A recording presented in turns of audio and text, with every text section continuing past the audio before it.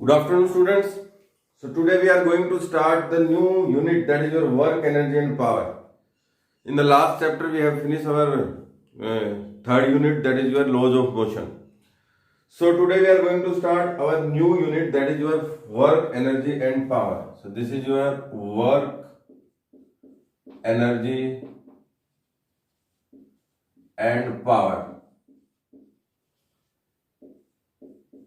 Okay.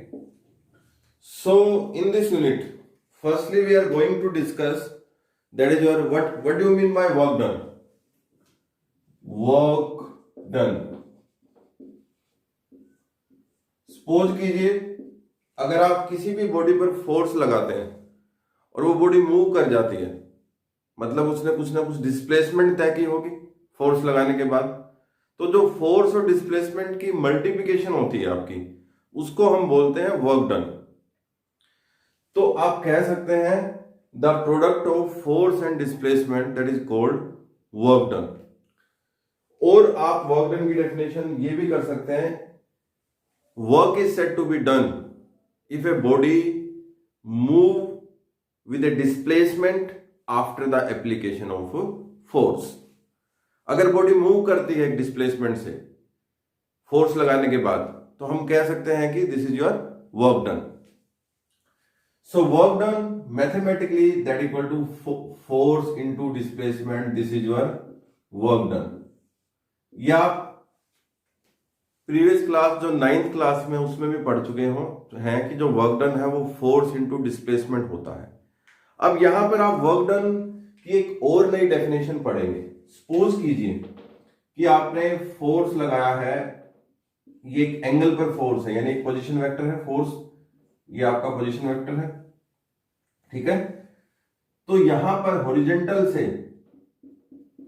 ये component कितना हो गया, अगर ये थीटा है तो ये कितना हो गया एफ कोस ऑफ थीटा, और ये क्या हो गया आपका एफ साइन ऑफ थीटा.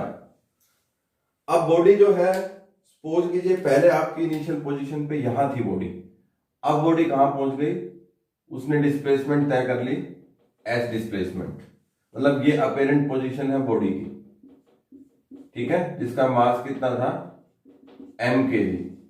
पहले बॉडी यहां थी आपकी, यहां थी पहले बॉडी जिसका मास कितना m kg, आपने फोर्स लगाया तो यहां पहुंच गई.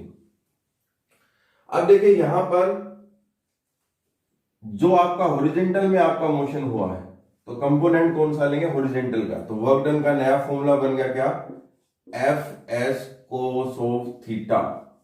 This is the formula of work done, F S cos of theta. हम उसकी यूनिट भी क्या करेंगे, एसआई यूनिट और सीजीएस यूनिट भी डिस्कस करेंगे.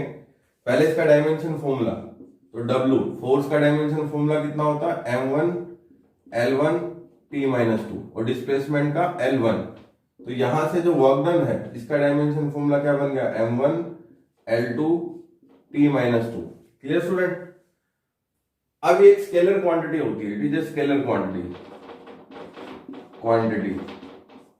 ये आपकी क्या है, स्केलर क्वांटिटी, क्योंकि जो वर्क डन है वो डॉट प्रोडक्ट होता है आपका. वर्क डन जो है डॉट प्रोडक्ट होगा किसका, एफ डॉट एस का, क्योंकि यहां से W F S cos theta है, तो A B cos theta A dot B के बराबर होता है, तो F dot S.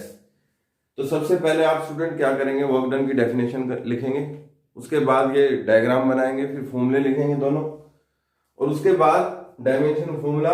Scalar quantity होती है, क्यों स्केलर क्वांटिटी होती है, क्योंकि स्केलर प्रोडक्ट होता है ये फोर्स और डिस्प्लेसमेंट का. और उसके बाद हम types of work done discuss करेंगे, उसके बाद एसआई यूनिट और सीजीएस यूनिट डिस्कस करेंगे. तो नेक्स्ट है आपका टाइप्स ऑफ वर्क डन.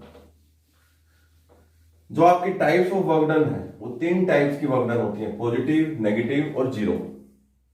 तो यहां कर देते हैं, ये 3 टाइप के वर्क डन होंगे आपके. सबसे पहले हम पॉजिटिव वर्क डन डिस्कस कर लेते हैं. पॉजिटिव वर्क डन, ठीक है. यहां पर हम करेंगे नेगेटिव वर्क डन डिस्कस, और यहां हम करेंगे स्टूडेंट जीरो वर्क डन, ठीक है. तो ये 3 मैंने आपकी बना दिया, इसमें हम तीनों वर्क डन को डिस्कस करेंगे. देखिए अगर आपका एफ डब्ल्यू कितना था आपका, F S cos of theta. अगर आपका थीटा कितना हो 0 डिग्री हो तो पुट कर दीजिए डब्ल्यू कितना आ गया, एफ एस कोस ऑफ 0। कोस 0 कितना होता है 1, तो ये एफ एस आ गया। इसको बोलेंगे हम पॉजिटिव वर्क डन। मतलब क्या हुआ, फोर्स भी इसी डायरेक्शन में है और डिस्प्लेसमेंट भी इसी डायरेक्शन में है। ठीक है, तो आपका फोर्स था वो इसी डायरेक्शन में और डिस्प्लेसमेंट भी इसी डायरेक्शन में, तो एंगल कितना होगा इनके बीच में 0 डिग्री। तो इस टाइप के वर्क डन को स्टूडेंट क्या बोलते हैं, पॉजिटिव वर्क डन। सपोज कीजिए, अब एग्जांपल है, सपोज कीजिए आप कार को धक्का लगा रहे हैं, पुश कर रहे हैं कार को जिस डायरेक्शन में पुश कर रहे हैं उसी डायरेक्शन में आपकी कार मूव कर रही है। ठीक है, या आप किसी भी ऑब्जेक्ट को पुश कर रहे हैं और उसी डायरेक्शन में वो मूव कर रहा है, तो उसको क्या बोलेंगे हम, पॉजिटिव वर्क डन। ठीक है, कुछ इसी तरीके से सपोज कीजिए ये आपका ब्लॉक है जिसका आपका मास कितना है mkg, और आपने इस पे फोर्स लगा दिया। ठीक है, यहां फोर्स लगा दिया F न्यूटन। अब ये बॉडी यहां पर आ गई और डिस्प्लेसमेंट कितनी तय की इसने, s। तो देखिए जिस डायरेक्शन में फोर्स है उसी डायरेक्शन में डिस्प्लेसमेंट हो रही है, तो उसको क्या बोलेंगे हम स्टूडेंट, पॉजिटिव वर्क डन। तो आप एग्जांपल भी लिख सकते हैं कि when you push any object in the direction of displacement, मतलब if the force is applied and displacement is also produced in the same direction, both force and displacement that having same direction, then the work done is called the positive work done. Clear student? उसके बाद आता है negative work done. जो negative work done है वो क्या होगा आपका, W कितना है आपका, F S cos of theta. अब थीटा को कितना ले लीजिए 180 डिग्री, तो W कितना होगा, F S cos of 180 degree, और 180 कितना होता है -1, तो W कितना आ गया minus F S. Clear student? तो ये इसका मैग्नीट्यूड तो एफ एस है, बट ये क्या है, नेगेटिव वर्क डन। कैसे, जैसे सपोज कीजिए आप ये ब्लॉक है, आपने फोर्स लगाया यहां पर, डिस्प्लेसमेंट हुई उल्टी डायरेक्शन में, तो इन दोनों के बीच में एंगल कितना हो गया आपका 180 डिग्री। तो इस टाइप के वर्क डन को क्या बोलेंगे स्टूडेंट, नेगेटिव वर्क डन। जैसे स्प्रिंग में हम फोर्स लगाते हैं इस तरफ, तो ये जब स्प्रिंग को नीचे की तरफ धकेलेंगे तो पॉजिटिव वर्क डन है, छोड़ेंगे तो ऊपर वापस आपका उल्टी डायरेक्शन में आता है, तो उसको हम नेगेटिव वर्क डन बोलेंगे। ठीक है, अब जीरो वर्क डन क्या होगा, W अगर आपका वही F S cos of theta है और थीटा आपका कितना है 90 डिग्री, मतलब ये एफ की डायरेक्शन, सपोज कीजिए एफ की डायरेक्शन है, ठीक है, और ये एस की डायरेक्शन, दोनों के बीच में 90 डिग्री का एंगल है, डायरेक्शन नीचे भी हो सकती है, तो उसमें हम W कितना बन जाएगा, F S cos of 90 degree. Cos 90 zero होता है, तो वर्क डन कितना होगा 0। तो आपका एग्जाम्पल भी वर्क डन 0 का क्या है, सपोज कीजिए कहीं पर अगर डिस्प्लेसमेंट 0 है तब भी वर्क डन 0 है, अगर मान लो डिस्प्लेसमेंट ही नहीं हुई तो वर्क डन कितना होगा 0, और अगर फोर्स ही नहीं लगाया तो वर्क डन कितना होगा 0, या दोनों के बीच में एंगल कितना 90 डिग्री, तो वर्क डन 0 होगा। किस तरीके से, एक बड़ा फेमस सा क्वेश्चन है कि एक कुली that coolie is having the luggage on his head that performing 0 work done, why. अब कुली के हेड के ऊपर क्या है, लगेज है, तो उसका वो डिस्प्लेसमेंट आगे की तरफ कर रहा है, बट ग्रेविटेशनल फोर्स नीचे की तरफ लग रहा है, तो दोनों के बीच में एंगल कितना होगा 90 डिग्री, तो एंगल 90 होते ही वर्क डन कितना हो जाएगा स्टूडेंट 0। तो इन तीनों की आप डेफिनेशंस भी लिख सकते हैं। पहले आप डेफिनेशन लिखेंगे कि पॉजिटिव वर्क डन क्या होता है। Positive work done when the force is applied in a direction and the displacement is produced in the same direction that we are applying the force, this is called positive work done। उसके बाद ये आप explain करेंगे, ये diagram भी explain करेंगे, और उसके बाद जस्ट बाद आप एक्सप्लेन क्या करेंगे, कोई एग्जांपल एक्सप्लेन करेंगे, जैसे मैंने एग्जांपल ब्लॉक का बताया था, और भी बहुत से एग्जांपल आप सोच सकते हैं माइंड में। उसके बाद है negative work done. Negative work done क्या होगा कि अगर आपका if a force is applied in one direction and displacement being produce in the opposite direction to the applied force, then it is called the negative work done.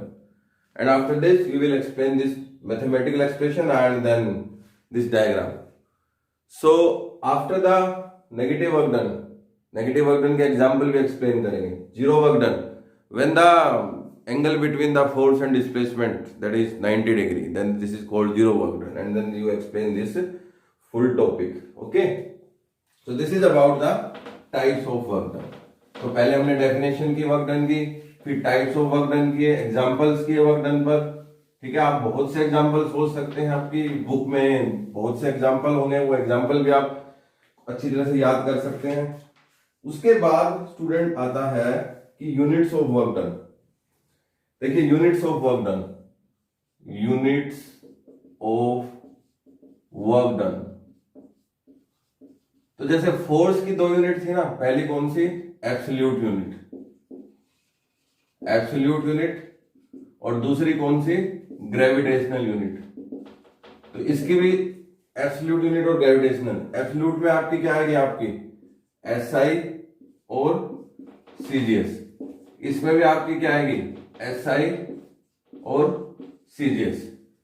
तो सबसे पहले ये आप पूरा का पूरा चार्ट बना लीजिए, units of work done, absolute unit, gravitational unit, absolute we are having SI and CGS, and gravitational we are having SI and CGS. उसके हम बारी बारी हम इसको डिस्कस करते हैं, ठीक है, डन वाइज डिस्कस करेंगे। पहले एब्सोल्यूट यूनिट, दो एब्सोल्यूट यूनिट वर्क डन की सबसे पहले हम करेंगे एसआई। एसआई वर्क डन, देखिए वर्क डन क्या होता है आपका, फोर्स इनटू डिस्प्लेसमेंट, जनरली ये फॉर्मूला था आपका। तो इसकी जो एसआई यूनिट होती है वो होती है जूल, ठीक है। तो फोर्स जो होगा आपका, ठीक है, फोर्स आपका होगा वो किसके बराबर होता है, आपका फोर्स जो है आपका न्यूटन के बराबर होता है। डिस्प्लेसमेंट आपकी किसके बराबर होती है, मीटर के बराबर। तो ये 1 joule equal to 1 meter into 1 newton, sorry 1 newton into 1 meter. तो सिंपल सी डेफिनेशन है 1 जूल की। If 1 newton is force is applied on a body और by the body and 1 meter displacement is produced, then the work done is 1 joule. So this is the SI unit. Okay. उसके बाद CGS unit, CGS में क्या करेंगे, वही W equal to कितना हो गया, F इंटू एस, इसकी अर्ग्स इक्वल टू 1 डायन इंटू 1 सेकेंड। अगर आपका 1 डायन का फोर्स लग रहा है और डिस्प्लेसमेंट, सॉरी 1 मीटर, अगर 1 डायन का फोर्स लग रहा है और डिस्प्लेसमेंट कितनी प्रोड्यूस हो रही है, 1 मीटर की, तो उसको हम क्या बोलेंगे, 1 अर्ग। 1 अर्ग may be defined as if 1 dyne of force is applied by the body and 1 meter displacement is being produced by the body, then the work done is 1 erg. So this is about the absolute unit SI and CGS. तो ये आपकी क्या है, SI और CGS unit है work done की, जो absolute unit है। उसके बाद ग्रेविटेशनल यूनिट, तो ग्रेविटेशनल यूनिट भी हम डिस्कस कर लेते हैं। सबसे पहले SI और उसके बाद कौन सी, CGS। डेफिनेशन बड़ी सिंपल है। जो सबसे पहले हम SI जो ग्रेविटेशनल यूनिट है, तो टॉपिक क्या है आपका, ग्रेविटेशनल यूनिट।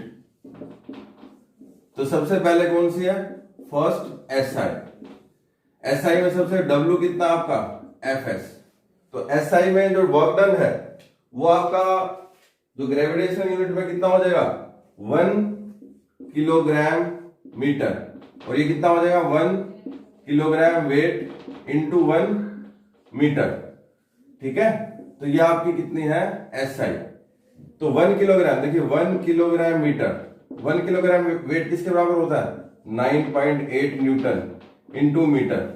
तो 1 किलोग्राम मीटर ये 9.8 जूल के बराबर हो गया, क्योंकि न्यूटन इंटू मीटर किसके बराबर होता है स्टूडेंट, जूल के बराबर, ठीक है।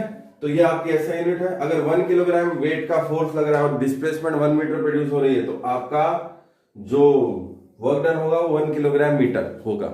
इफ ए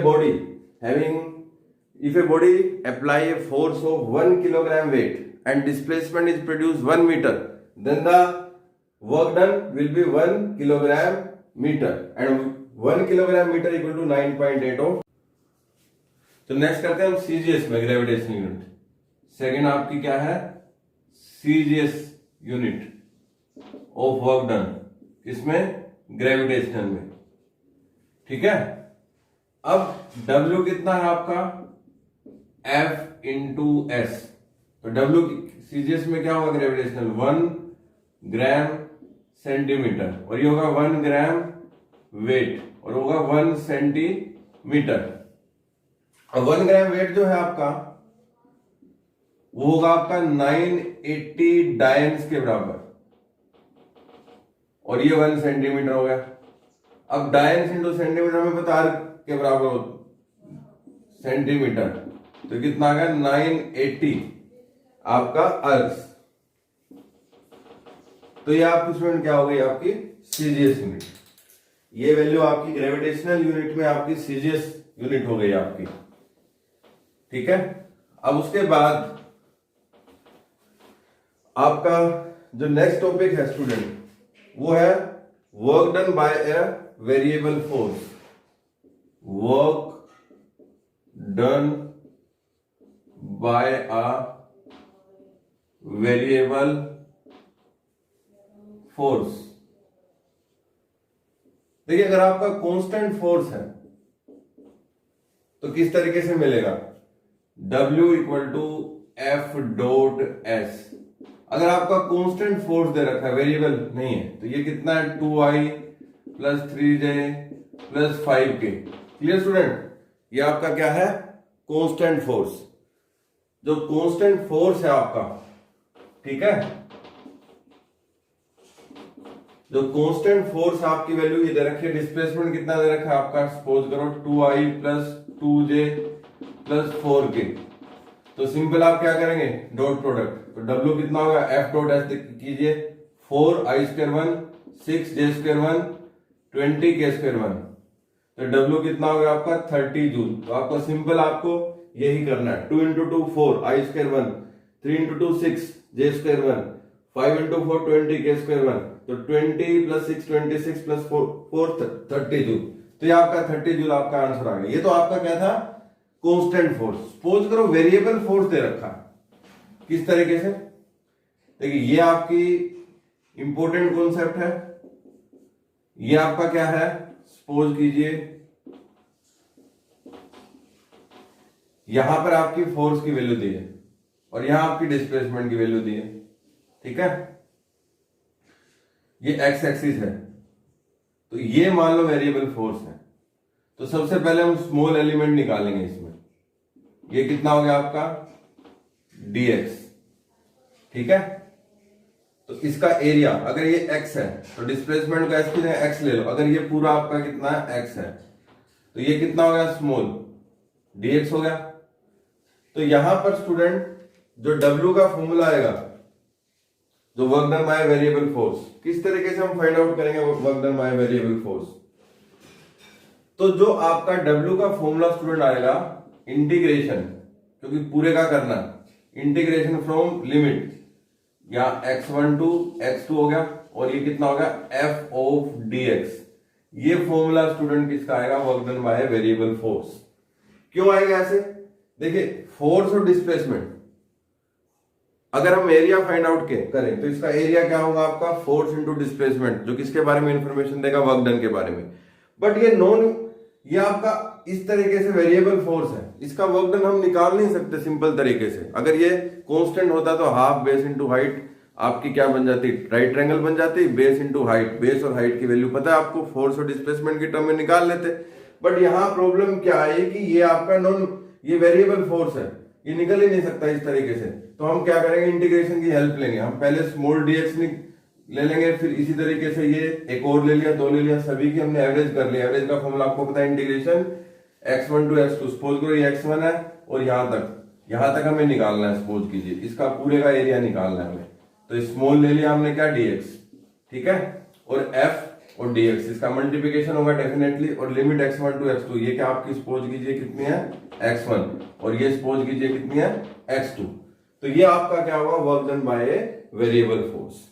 अब इस पे किस तरीके से क्वेश्चन आते हैं स्टूडेंट, ठीक है, ये सिंपल फॉर्मूला है आपका। क्वेश्चन किस तरीके से आते हैं work done by variable force पर। देखिए एक क्वेश्चन है आपका कि आपका फोर्स दे रखा है आपका 5 minus 3x plus 2x square. Force की वैल्यू दे रखी है 5 minus 3x plus 2x square, यही वैल्यू दे रखी है फोर्स की, 5 minus 3x plus 2x square, और x equal to 0 to 4, x equal to 0 to x equal to 4 metre. हमें क्या निकालना है, वर्क डन की वैल्यू निकालनी है। सबसे पहले तो देखिए वेरिएबल फोर्स है या नहीं है। बिल्कुल है। x की वैल्यू 1 पुट करो अलग वैल्यू आएगी, 2 पुट करो अलग वैल्यू आएगी, 0 पुट करो अलग वैल्यू आएगी। इसका मतलब ये वेरिएबल फोर्स है। बट हमें यहाँ x पुट, हमें क्या निकालना है, वर्क डन। तो सिंपली पहले वर्क डन का, ये तो आपकी स्टेटमेंट है यानी क्वेश्चन है आपका ये, और इसका सॉल्यूशन मैं यहां कर रहा हूं। ठीक है, तो सबसे पहले देखिए आपका कि फॉर्मूला क्या है वर्क डन का।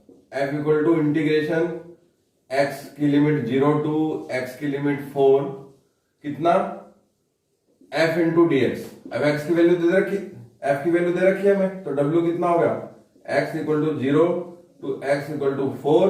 f कितना है 5 minus 3x plus 2x square का इंटू डी एक्स।